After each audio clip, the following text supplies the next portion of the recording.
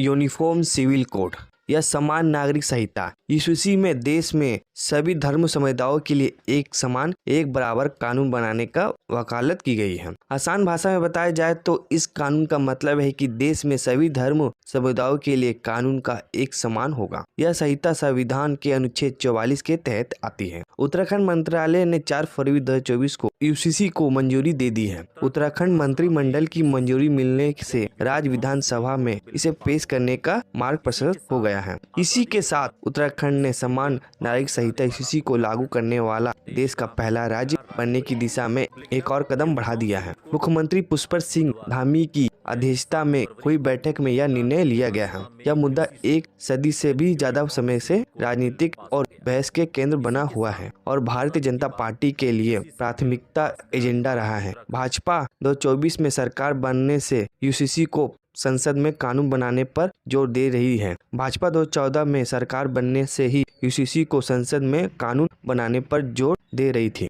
2024 चुनाव आने से पहले इस मुद्दे ने एक बार फिर जोर पकड़ लिया है। आप ये भी जान लीजिए कि भारत का वे कौन सा राज्य है जहां यूनिफॉर्म सिविल कोड 150 साल से लागू है। यह राज्य है गोवा। असल में गोवा पुर्तगाली शासन का पार्ट था। 1869 में यहाँ पुर्तगाली ने यूनिफॉर्म सिविल कोड लागू कर दिया था और 1961 में जब गोवा भारत का अंग बना तो भारत सरकार ने गोवा में पहले से लागू सिविल कोड को गोवा सिविल कोड का नाम दे दिया और वहाँ लागू यूनिफॉर्म सिविल कोड पहले की तरह लागू रहा। 1872 में ब्रिटिश सरकार स्पेशल मैरिज एक्ट लेकर आई जिसके तहत भारतीय नागरिक सिविल मैरिज कर सकते थे। लेकिन इस एक्ट की कुछ खामियां थी। पहली खामियां थी कि ये एक्ट गैर हिंदू पर ही लागू होता था और दूसरा जिसे भी सिविल मैरिज करनी होती थी उसे अपना धर्म त्यागना होता था। यूसीसी को लेकर बाबा साहब अम्बेडकर और पंडित जवाहरलाल नेहरू ने ही अलग अलग राय दी। डॉक्टर भीमराव अम्बेडकर का इस मुद्दे पर मानना था कि यूसीसी कोई थोपा हुआ नहीं बल्कि केवल एक प्रस्ताव है। वहीं देश के पहले प्रधानमंत्री पंडित जवाहरलाल नेहरू का कहना था कि मुझे नहीं लगता कि वर्तमान समय में भारत में मेरे लिए इसे आगे बढ़ाने का प्रयास करने का समय आ गया है। प्रधानमंत्री नरेंद्र मोदी ने समान नागरिक संहिता की पुरजोर वकालत करते हुए विरोधियों से सवाल किया कि दोहरी व्यवस्था से देश कैसे चलेगा। उन्होंने साथ ही कहा कि संविधान में भी सभी नागरिकों के लिए समान अधिकार का उल्लेख है। पीएम मोदी ने हाल ही में एक चुनावी रैली के दौरान कहा था कि भाजपा ने तय किया है कि वह तुष्टीकरण और वोट बैंक की राजनीति के बजाय संतुष्टीकरण के रास्ते पर चलेगी। उन्होंने कहा था कि विपक्ष समान नागरिक संहिता के मुद्दे पर इस्लामिक मुद्दे समुदायों को गुमराह कर रहे हैं और भड़काने के लिए कर रहे हैं। प्रधानमंत्री नरेंद्र मोदी ने कहा कि भारतीय मुसलमानों को यह समझना होगा कि कौन से राजनीतिक दल उन्हें भड़काकर उनका फायदा लेने के लिए उनको बर्बाद कर रहे हैं। प्रधानमंत्री ने कहा कि हम देख रहे हैं कि समान नागरिक संहिता के नाम पर लोगों को भड़काने का काम हो रहा है। एक घर में परिवार के एक सदस्य के लिए एक कानून हो, दूसरे के लिए दूसरा, तो क्या वह परिवार चल पाएगा? फिर ऐसी दोहरी व्यवस्था से देश कैसे चल पाएगा? हमें याद रखना है कि भारत के संविधान में भी नागरिकों के समान अधिकार की बात कही गई है। साथियों, भारत के मुसलमान भाई बहनों को भी ये समझना होगा कि कौन से राजनीतिक दल उन्हें भड़का करके उनका फायदा लेने के लिए उनको बर्बाद कर रहे हैं। आजकल हम देख रहे हैं कि यूनिफॉर्म सिविल कोड के नाम पर ऐसे लोगों को भड़काने का काम हो रहा है।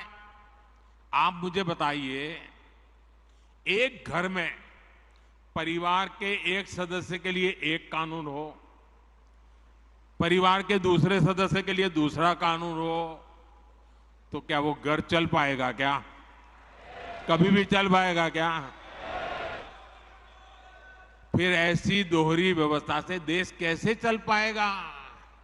हमें याद रखना है कि भारत के संविधान में भी नागरिकों के समान अधिकार की बात कही गई है।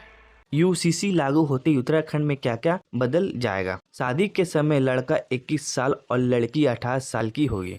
शादी के समय अलग अलग धर्म के लोग अपनी धार्मिक विधि से विवाह कर सकते हैं, लेकिन शादी का रजिस्ट्रेशन करना जरूरी होगा। शादी की 1 साल की अवधि तक पत्नी या पति तलाक का आवेदन नहीं दे सकते हैं। तलाक के लिए पत्नी और पति दोनों को समान अधिकार दिया जाएगा। कोई भी शख्स तलाक के लिए याचिका दायर कर सकता है अगर पत्नी या पति में से किसी ने भी किसी और के साथ मर्जी से शारीरिक संबंध बनाए हो, किसी ने भी क्रूरता या व्यवहार किया हो, विवाह के बाद दोनों पक्ष कम से कम 2 साल से अलग रह रहे हो, किसी एक पक्ष ने धर्म परिवर्तन कर लिया भी हो, बेटा बेटी दोनों को संपत्ति में समान अधिकार मिलेगा। गोद लिए गए सरोगेसी से पैदा हुए या दूसरे मेडिकल तकनीकी से पैदा हुए बच्चों के बीच कोई अंतर नहीं होगा, उन्हें संपत्ति का उत्तराधिकार माना गया है। महिला पुरुष की मृत्यु के बाद उसके पति पत्नी और बच्चों को समान संपत्ति का अधिकार मिलेगा। मृत व्यक्ति के माता पिता को भी समान अधिकार दिए गए हैं। उत्तराधिकार के प्रयोजन के लिए ऐसे उत्तराधिकारियों के बीच कोई भेद नहीं करता है जिनका जन्म हो गया है या जो उस व्यक्ति जिसकी संपत्ति का बंटवारा होना है की मृत्यु के समय गर्भ में था। लिव इन के बारे में क्या कहता है ईसीसी? लिव इन रिलेशनशिप में रहने वाले को जिले के रजिस्ट्रार के रजिस्ट्रेशन करना होगा।